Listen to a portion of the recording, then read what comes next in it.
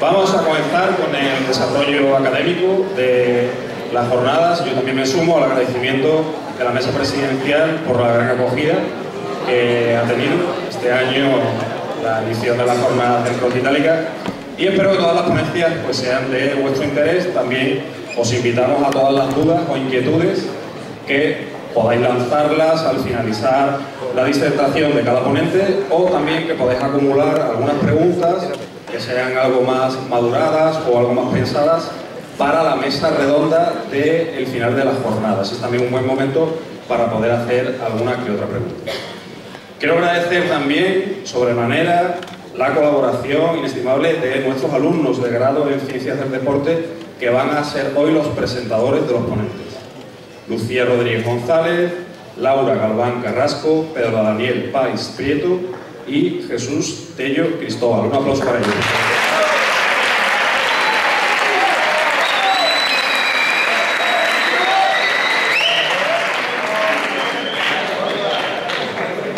Vale, lo primero, buenos días a todos. Muchas gracias por estar aquí. Yo voy a presentar la primera ponencia, ¿vale?, de la 9ª edición de las jornadas técnicas del Cross Itálica. Para ello voy a presentar a Jesús Velasco Redondo, que nos va a hablar sobre pautas dietéticas para las inflamaciones producidas tras la práctica deportiva y los alimentos que deben tomarse pre, intra y post competición. Jesús es técnico superior en dietética y técnico superior en actividades físico-deportivas. Por ello, lo podemos encontrar actualmente en la Unidad de Medicina del Deporte del Hospital Víctor Bienvenido de la Cruz Roja. En su ponencia abordará las estrategias dietéticas para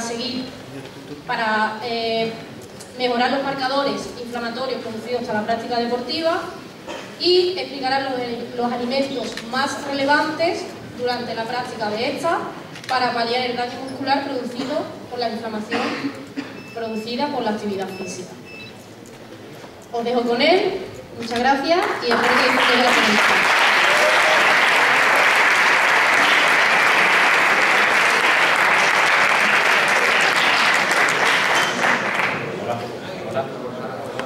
¿Me escuchan? Sí, ¿no? Hola, buenos días a todos. Ante todo, agradecer a la organización el poder contar conmigo en esta jornada técnica del Cross Itálica. Es un placer para mí poder participar en ella. Nosotros vamos a abordar, sé que es la primera ponencia de la mañana, la primera ponencia de la ronda que vamos a tener durante el día de hoy. Voy a intentar ser lo más claro posible, aunque hay que entender que en la alimentación hay pocas cosas claras desde el punto de vista del contexto del deportista. Sí podemos hablar de ciertas verdades absolutas a nivel globalizado, pero después cuando entras en un caso muy concreto, eso realmente no es tan real como podemos valorarlo a nivel más poblacional, ¿no? Nosotros vamos a tratar dos temáticas muy claras. Por un lado está la alimentación pre, intra y posterior a la competición, y después vamos a dar algunas pautas dietéticas de cara a buscar la mayor recuperación tras los efectos inflamatorios producidos por la práctica deportiva. Es cierto que este es un proceso inflamatorio, no van a tener nada que ver con otros procesos inflamatorios a nivel de lesión, pero sí los daños producidos a nivel muscular tras la práctica deportiva. No sé si tengo aquí ya la ponencia, entiendo que sí. Vale, vamos a abordar primero esos alimentos pre-competición, donde vamos a dar unas pinceladas claves de cara a lo que nosotros en la unidad hemos entendido que podemos compartir la gran mayoría de pacientes o deportistas, aunque habría que individualizar cada tratamiento dependiendo de su disciplina, dependiendo de la intensidad del deporte, dependiendo de la duración del mismo. Después pasaremos a los alimentos intracompetición, donde pondremos una pregunta sobre la mesa, ya que no siempre va a ser relevante el poder meter alimentación intracompetición. Lo veremos ahora en qué casos sí, en qué casos no y cómo podemos abordarla. Ya por último, desde el punto de vista de la alimentación, alrededor de esa competición hablaremos de la alimentación post-competición, donde vamos a buscar una funcionalidad sobre todo de los alimentos sobre la recuperación del propio deportista. Y ya por último, esas pautas dietéticas de cara a la inflamación producida tras la práctica deportiva. Intentaremos hablar de algunos alimentos en concreto, pero nosotros somos más partidarios de hablar de nutrientes. Empezamos. Primer bloque, alimentos precompetición. Tenemos 4 pautas genéricas que vamos a tener en cuenta, pero para nosotros la más importante es el tiempo o la horquilla de tiempo que hay que respetar antes del inicio de esa prueba. Hemos establecido que tiene que ser entre 2 y 3 horas antes para que no afecte al rendimiento. Esto se puede regular dependiendo de la competición. Competiciones de muy corta duración no va a ser necesario tanto tiempo, aunque nosotros desde el punto de vista preventivo y precavido siempre dejamos este tiempo de espera. ¿Qué pasaría en caso de que la prueba fuera a primera hora de la mañana y no tuviéramos tiempo suficiente para dejar ese espacio? Entenderíamos la comida del día anterior como ese alimento precompetición, ya que si una prueba empieza muy temprano, tal vez sea contraproducente romper el descanso del deportista con tanta antelación. Una vez ya trabajado esa horquilla de tiempo, donde ya te digo que valoraremos, donde ya valoraremos la intensidad del deporte, si esa horquilla tiene que ser menor o mayor, tenemos que tener en cuenta varios aspectos a nivel de los nutrientes. El nutriente más importante y más conocido por todos son los hidratos de carbono, donde va a tener una funcionalidad a nivel energético, a nivel de reposición de glucógeno para esa práctica deportiva. Es importante que estos hidratos de carbono sean de muy buena asimilación, que los digiramos bien y por tanto solemos evitar todos estos cereales o hidratos de carbono en general con sus opciones más complejas, como pueden ser las integrales. Sí metemos hidratos de carbono complejos, pero en sus opciones más refinadas, como estáis viendo ahí, el arroz, la pasta, la patata y demás, pero sus opciones más blancas. Esto debido a que una carga excesiva de fibra podrá ser contraproducente para el rendimiento del deportista. Esta carga de fibra no solo la vamos a tener en cuenta desde el punto de vista del hidrato de carbono, sino de otros aspectos, de otros alimentos, como pueden ser frutas y verduras, que sí la integraremos previos a la competición, pero con un tiempo mayor a la horquilla que estamos trabajando, ¿vale? Para que sí haya esa reposición de ciertos micronutrientes, pero no nos afecte desde el punto de vista de la competición. Ya por último, desde el punto de vista de esa precompetición, tenemos que tener en cuenta que hay algunos alimentos que son más inflamatorios que otros. Por ejemplo, los lácteos, no todos, va a depender mucho de la fermentación del propio lácteo y demás, y de la tolerancia del paciente, puede llegar a producir ciertos aspectos inflamatorios, aparte del lácteo, el gluten y otros nutrientes que habrá que tener en cuenta. Esto tiene menor relevancia en comparación a lo que hemos hablado antes, pero sí lo tenemos que poner en práctica y probar en el paciente, o en este caso deportista. Perdonadme que hable de paciente, pero siempre se me va a escapar el tema de paciente, que es lo que tratamos allí en la unidad. Todo esto hay que tener en cuenta que va a depender mucho de la competición, de la duración, pero sobre todo de la práctica y de la parte más evidencial o observacional, mejor dicho, del propio deportista, ya que nosotros no nos hemos encontrado todavía estrategias iguales entre una disciplina u otra o entre un deportista u otro. Ya pasaríamos a una alimentación más intracompetición, donde aquí hay que valorar si realmente es necesario. Y al igual que antes hablábamos de una horquilla de tiempo, desde el punto de vista del tiempo que hay que dejar de la comida anterior a la competición, aquí hablamos de una horquilla de tiempo en cuanto a la necesidad de que si tenemos que meter esa alimentación o no. Entendemos, o por lo menos hemos nosotros pactado, que tiene que haber entre 45 y 60 minutos en un entrenamiento, una competición de alta intensidad para que empecemos a pensar en meter algo de intraentrenamiento, o entre 75 y 90 minutos en una intensidad moderada. Todo esto va a depender, como ya digo, de cada paciente o deportista. Otro aspecto clave es la hidratación, que siempre que sea posible vamos a intentar poder hacerla indiferentemente de cuándo dure la competición. Está claro que si es una competición de un tiempo muy pequeño, no será necesaria tanta hidratación intraentrenamiento o intracompetición. ¿Cuándo va a ser necesaria? Cuando tiene una duración algo mayor y debemos de ir reponiendo toda esa pérdida de electrolitos e hidratación a través de la sudoración. Esto debe de hacerse en tragos o sorbos pequeños, ya que en cantidades altas puede producir ciertas molestias estomacales. Vale, ya hemos decidido, imaginaros que ya hemos decidido que vamos a integrar esa alimentación intraentrenamiento. ¿Cuánto integrar? ¿Cuánta cantidad poder reponer a la hora? Nosotros hemos establecido que dependiendo de la competición deberíamos estar entre 20 y 60 gramos por hora. Esto se puede elevar hasta 90, 120, dependiendo del tipo de perfil del paciente, dependiendo del tipo de competición, de intensidad y demás. Con una peculiaridad, necesitamos reponer rápido, necesitamos que ese glucógeno muscular se reponga rápido para que tengamos un mejor rendimiento o una recuperación rápida durante esa competición. Por lo tanto, necesitamos que sean hidratos de absorción rápida.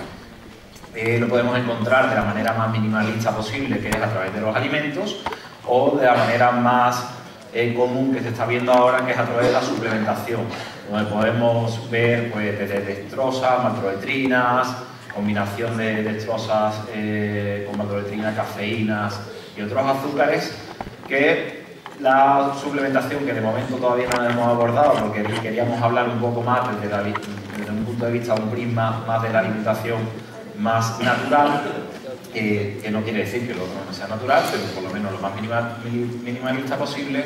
Esa suplementación podría ser relevante o podría ser una buena estrategia de cara al intraentrenamiento, ya que suele ser muy cómoda desde el punto de vista de la ingesta.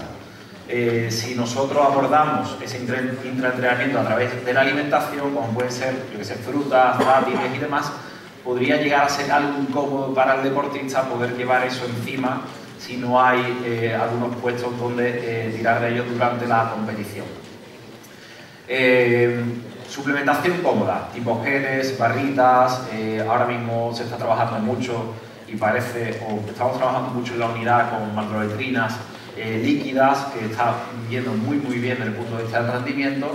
Y son bastante cómodos porque son sobrecitos y demás que son fáciles de incorporar o tener encima.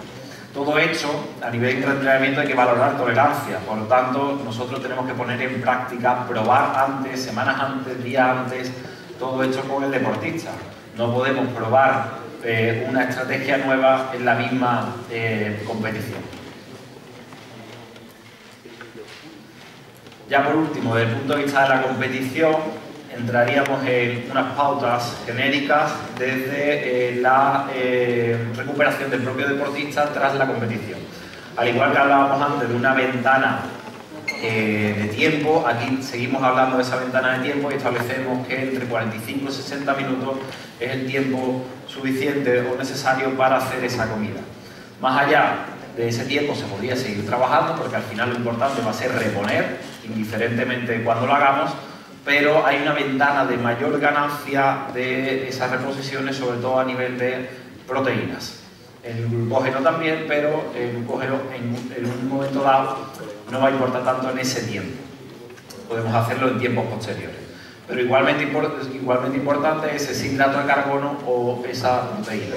El hidrato de carbono para reponer ese glucógeno usado durante la carrera y la proteína para reponer toda esa proteína del músculo degradada durante la práctica deportiva. El hidrato de carbono hemos establecido que, si es posible, deberíamos de introducir entre 0,5 gramos por cada kilo de peso del paciente en esa toma posterior a la competición. Son cantidades bastante grandes, pero si la competición así lo necesita, será necesario poder introducir esos nutrientes. Y por último, poder introducir una proteína, donde podemos encontrar opciones de proteínas animales o proteínas vegetales a través de la legumbre y derivados, indiferentemente si el paciente tiene una tendencia más ovo-láctea o vegana o incluso omnívora. Vale, ya hemos trabajado la competición, hemos buscado el mayor rendimiento posible para que el paciente se sienta cómodo durante toda la práctica deportiva y no tenga una bajada de rendimiento. ¿Y qué hacemos después? Después se va a producir una inflamación derivada de esa práctica deportiva. Dependiendo la intensidad y la duración, habrá más o menos daño muscular y debemos de alguna manera contrarrestar esa inflamación producida por el daño muscular.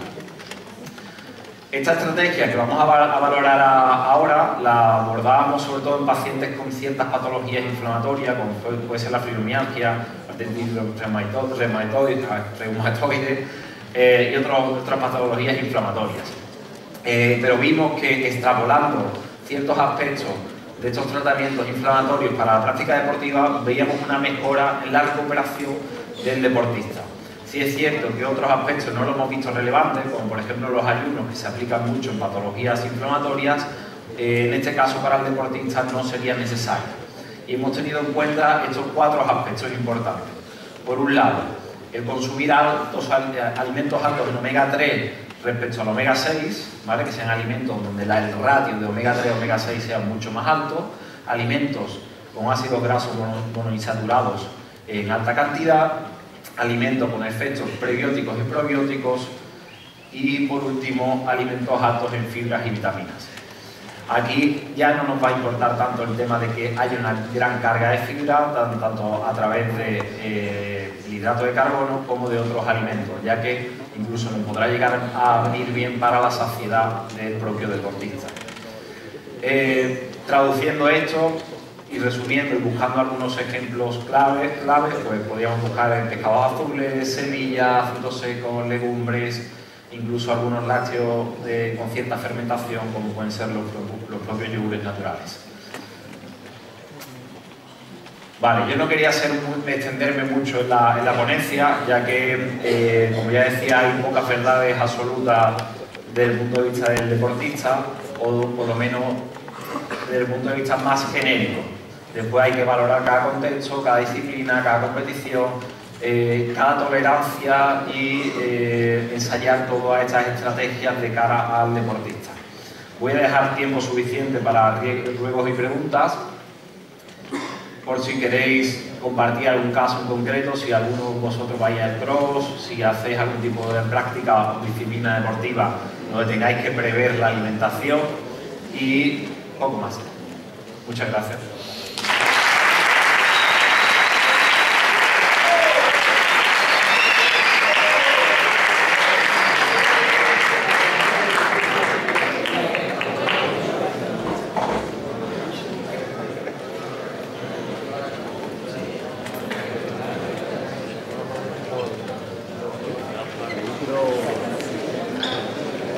Bueno, lo primero es darte las gracias, Jesús, por tus palabras, y queremos invitar a los asistentes a si tienen alguna pregunta, alguna inquietud acerca de la información que ha ofrecido Jesús.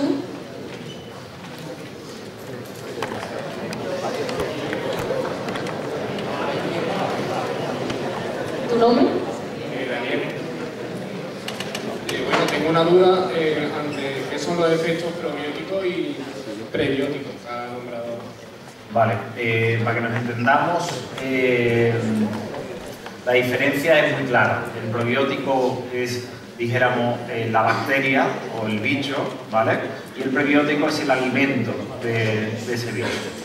Por ejemplo, desde el punto de vista prebiótico, desde el punto de vista probiótico, que ahora se trabaja mucho con suplementos y demás, estaríamos hablando de esa microbiota, de ese equilibrio que tiene que haber a nivel de microbiota, con pues, los típicos lactobacillus y demás, que en cuanto tiene que haber cierto equilibrio, ¿no? Entonces, buscamos desde el punto de vista de la funcionalidad del alimento tener un buen enriquecimiento de estas bacterias. Pero estas bacterias necesitan alimentos para mantenerse, ¿vale? Entonces necesitamos también alimentos, como pueden ser frutas y verduras, para que se mantenga un equilibrio. Ahora está habiendo unos efectos muy contrarios, pero ya no son derivados de tanto del probiótico, sino de ciertas patologías que hoy por hoy todavía desconocemos mucho, como es el sobrecrecimiento bacteriano, que va muy derivado con el tema del probiótico y probiótico y del equilibrio de la microbiota, ¿vale? Entonces, ese es el efecto que nosotros buscamos, no desde el punto de vista del sobrecrecimiento, sino del equilibrio en cuanto a la reposición, ¿vale? Que después va a tener un efecto muy positivo en el sistema inmune del paciente, del deportista. Muchas gracias. A ti.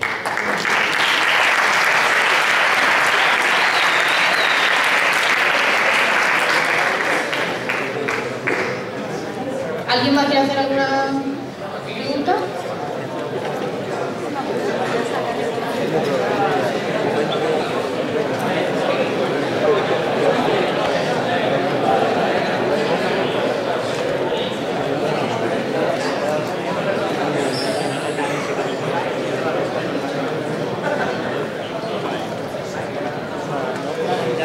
Buenas, en la alimentación precompetición, Sí.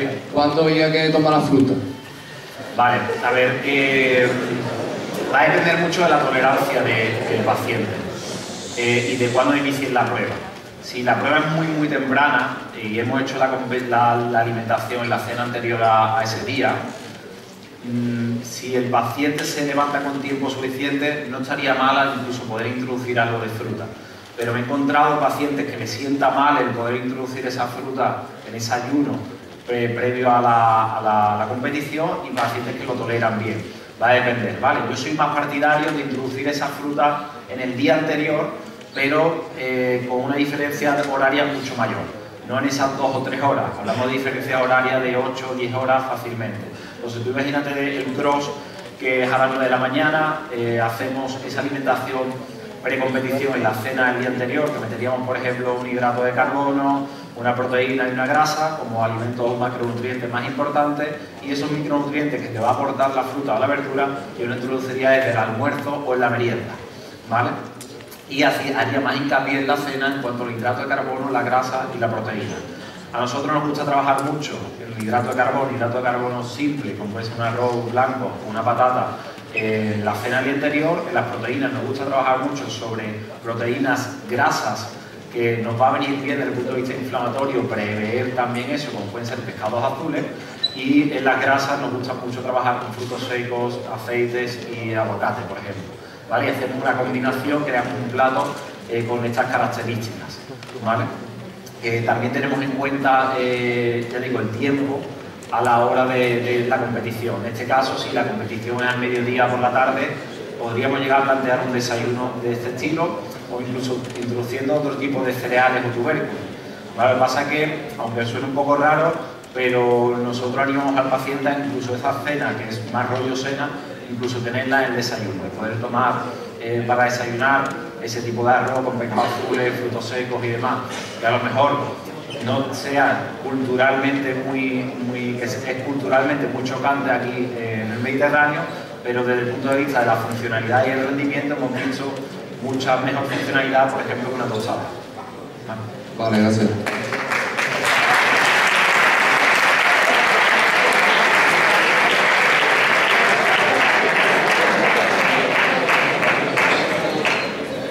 Hola, mi nombre es Pablo y a mí me gustaría saber, porque estamos hablando mucho del tema de cena y tal, entonces usted nos recomienda que antes de una competición por la mañana, si tengo que competir a las 8, no desayune.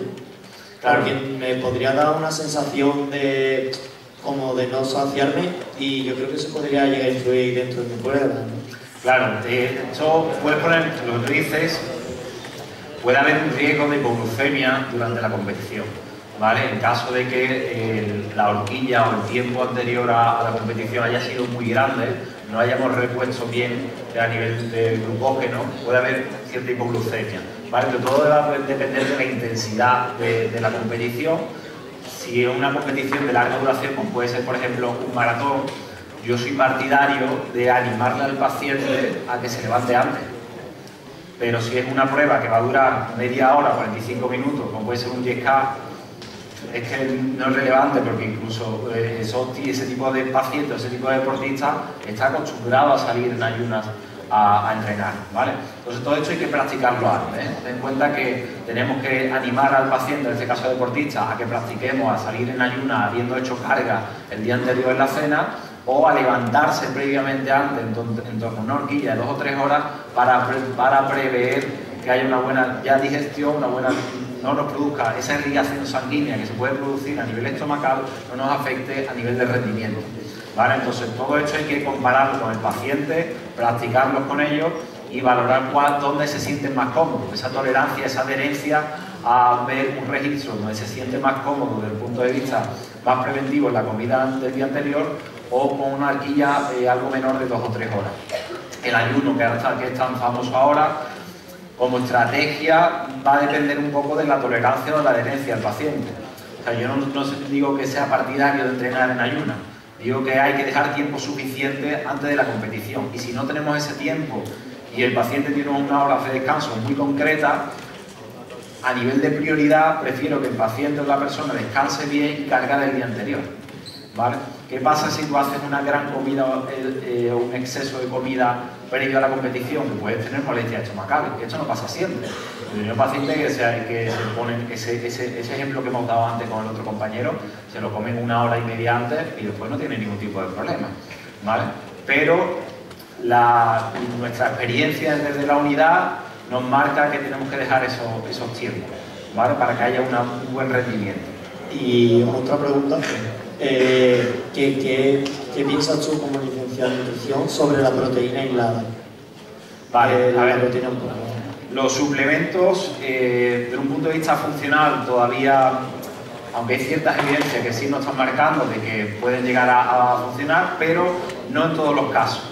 He encontrado casos de pacientes donde no hay una absorción a nivel de suplementación o no hay la funcionalidad esperada desde el punto de vista de la suplementación, desde un suero de proteína, desde una creatina, una propia cafeína, ¿no? Una cafeína puedes encontrar el paciente donde nada más tomar algún tipo de suplemento de cafeína encuentra, al tener una hipersensibilidad mayor a ese estimulante, encuentra un pico muy fuerte de estimulación, y pacientes que no encuentro ningún tipo de respuesta funcional de esa suplementación. La creatina me pasa igual, personas que con la creatina encontramos muy buena funcionalidad desde el punto de vista de recuperador, y otros pacientes que no encuentro ese tipo de respuesta. A nivel, ya te digo, ajustando en cantidades, peso y tal, lo que tiene que tomar cada uno, y veo que hay disparidad entre la funcionalidad de los propios suplementos. Los suplementos para mí tienen una función muy clara, que es cómodo. Es muy cómodo poder aportar X gramos de proteína a través de un batido. Es cómodo en cuanto al tiempo, además van asociados a temas de sabores que son agradables, entonces pues es una manera cómoda, incluso agradable de poder tomar. Nosotros defendemos mucho más el tema de la nutrición a través de los alimentos, ¿vale? Pero también trabajamos con suplementación dependiendo del paciente. Entonces, ¿los sueros de proteínas son buenos o malos? Dependiendo del contexto, malos no son. Pero hay contextos de pacientes donde no va a ser necesario introducirlo o no vas a tener la respuesta esperada, porque no está todavía muy claro que le funciona a todo el mundo o que todo el mundo absorba la cantidad que debería de absorber durante la suplementación, ¿vale? En grandes rasgos y en contextos generalistas sí funciona, y es una muy buena manera de poder introducir esa proteína y cómoda, y podemos encontrar desde concentrados, aislados, hidrolizados y demás. Eso lo que va a favorecer es que tenga una mejor metabolización, o que lo quieras mejor, ¿vale? Pero después los concentrados, los aislados y los hidrolizados vas a encontrar esa mejora a la hora de digerirlo, pero también una diferencia de carga proteica, ¿vale? Por el tratamiento que se le da a ese suplemento. Pues muchísimas gracias. De nada.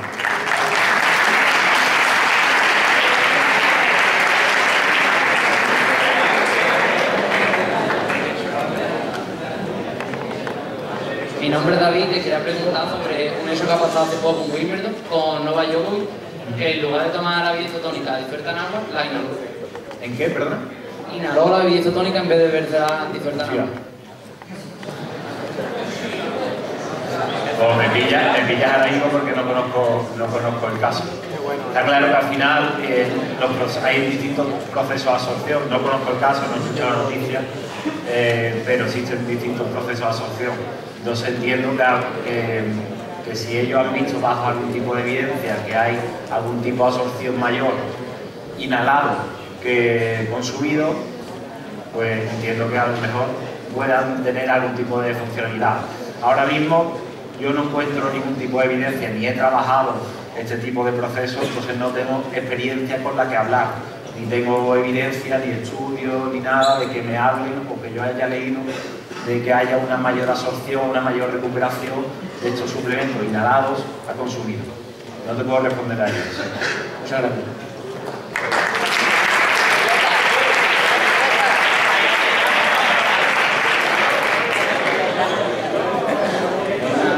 Buenas, yo soy Dani y en pruebas de larga duración nos hemos hablado sobre la reposición de electrolitos. ¿Sería conveniente aportar un mayor índice de electrolitos en una prueba de este tipo de duración o por lo que nos aporta el agua y los hidratos de carbono simple sería suficiente? Bueno, nosotros somos partidarios de introducir sales para esos electrolitos y demás. Es verdad que se me ha olvidado de poder introducir eso. Siempre que sean pruebas de alta duración, volvemos al mismo ejemplo del maratón, es necesario reponer esos electrolitos, porque con la hidratación no vas a terminar de reponerlo. Entonces, ahora mismo hay tipos de bebidas, incluso caseras o ya compradas, que al mismo tiempo que te están hidratando puedes introducir esos electrolitos. Lo típico de la pastilla de sales que puedes introducir en ese agua, o incluso ya distintos tipos de bebidas que ya te vienen con todo. Es necesario poder introducirlo. Nosotros somos partidarios que en larga duración, a partir de la primera media hora, empezar cada 20-15 minutos pequeños sorbos, pero va a depender de la posibilidad del paciente, del deportista, de poder llevar algo encima, o incluso en los puestos que pueda haber en la competición, poder tomar ese tipo de suplementos.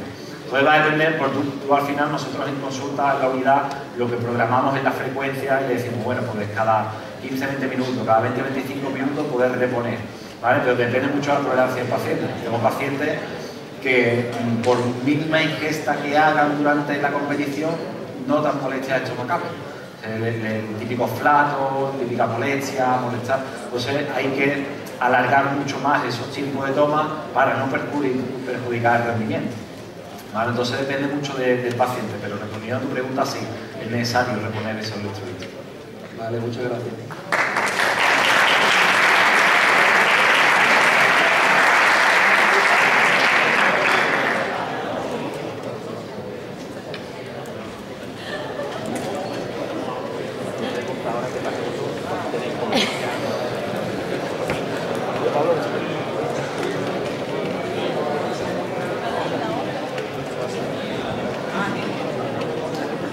Hola, buenos días.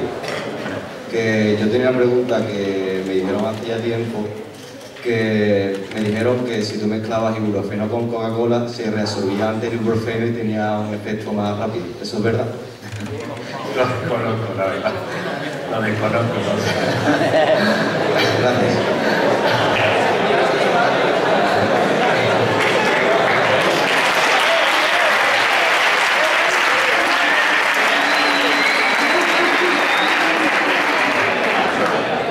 No sabría decirte, la verdad. No es que yo trabaje mucho con la Coca-Cola. ¿Vale? ¿Alguna pregunta más? Vale, ¿hay alguna cuestión más? Vale, pues muchas gracias. Hola, buenas.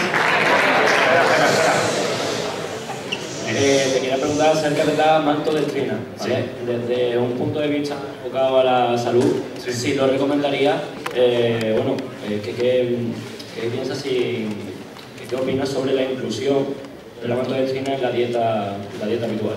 Vale, nosotros defendemos mucho el tema de alimentación natural, lo menos procesada posible, aunque dentro del ámbito procesado podemos encontrar opciones sanas sin ningún tipo de problema. Pero nosotros defendemos mucho el tema de la nutrición o de la alimentación lo menos tocada, por decirlo de alguna manera posible. Podemos introducir esa maltodextrina a través de azúcares, a través de los alimentos, como puede ser arroces, frutas, pastas y demás, sin la necesidad de llegar a encontrar esa funcionalidad en la maltodextrina como suplementación. Defendemos eso. Lo que pasa es que es cierto que en pruebas muy concretas, competiciones muy concretas, es muy fácil llevar los bidones de agua con la maltodextrina ya líquida o incluso los propios geles con la maltodextrina. Es muy cómodo, ¿vale? Entonces, en un consumo muy contado anual, nos importa poco la relevancia que pueda llegar a tener sobre la propia salud. Y todavía necesitamos mucho más estudios sobre la introducción o sobre los efectos que está teniendo la introducción de la suplementación a nivel de la salud de las personas, porque todavía estamos sufriendo, para que os hagáis una idea, la introducción de ciertos alimentos de la agricultura sobre los efectos de la salud de las personas, ¿vale? Ya no solo desde el punto de vista de lo más primario, que puede ser un arroz o una pasta hecha con el trigo, sino de los propios derivados procesados, ultraprocesados que estamos consumiendo de forma diaria.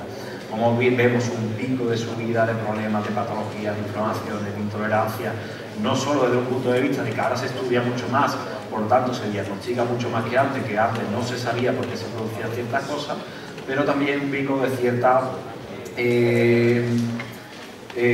cierta equiparación de esos alimentos a un aumento o un aumento de las patologías o inflamaciones o intolerancias y demás que están apareciendo en la población. No sé si es causalidad, todavía falta ciertas evidencias con las que debemos de reforzar todo ello, pero respondiendo a tu pregunta, yo intentaría introducir siempre a través de alimentación lo menos procesada posible, alimentos primarios, cereales naturales, arroz, verduras, frutas y demás, y dejaría la suplementación para momentos muy concretos, no para tomarla en un entrenamiento, a lo mejor sí desde el punto de vista de practicar cómo le va a sentar al paciente eso, pero no como un recurso constante a todas las semanas poder introducir esa suplementación varias veces de semana. Yo no encuentro ningún tipo de lógica cuando lo que necesitamos es practicar el día de la competición. El resto de días vamos a seguir con la alimentación lo menos procesada posible, lo más natural posible. ¿Vale? Muchas gracias.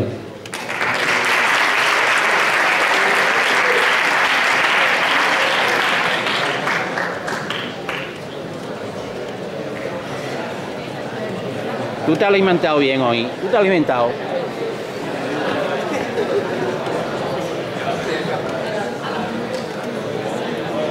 Hola. Hola, buenas. ¿Se escucha? Sí. Yo quería preguntar de qué manera una dieta vegetariana, vegana o baja en consumo de carne puede afectar al rendimiento del deportista, ya sea de manera positiva o negativa. A ver, si está bien planteada, cualquier filosofía, bueno, filosofía no, pero bueno, cualquier tendencia en cuanto a un deportista, en cuanto a si es omnívoro, vegano o lácteo, siempre y cuando esté bien planificada lo que es la estrategia del punto de vista de alimentación, no debería tener una pérdida de rendimiento, ¿vale? Aunque hubiera a lo mejor una mayor absorción de proteínas en proteínas animales, aunque hubiera ciertas diferencias a nivel de esa absorción de esos nutrientes, si está bien planificado, tú sabes corregir esas deficiencias que puedes haber, en principio no debería tener ningún tipo de problema. Nosotros trabajamos con deportistas con tendencias ovolácteas, incluso veganas, y siempre y cuando tú corrijas a lo mejor cierto consumo de, en este caso, de vitamina B12 o de cierta suplementación que la mantenga bien controlada, y después con los demás alimentos, como puede ser legumbres, derivados y demás, controles esas cargas proteicas necesarias para ese paciente, no hay problema. Además, encontramos una peculiaridad que el paciente puede reponer al mismo tiempo esa proteína vegetal a través de la legumbre y el hidrato de carbono a través de la legumbre. Entonces podemos encontrar incluso en ciertos momentos algo de beneficio en cuanto a la reposición de esos pacientes. Yo no he encontrado todavía que por tener una tendencia ovoláctea o un consumo ovolácteo vegano, una bajada de rendimiento. La obligatoriedad de tomar carne, pescado y demás para tener un rendimiento alto, yo no lo he encontrado. Vale, muchas gracias.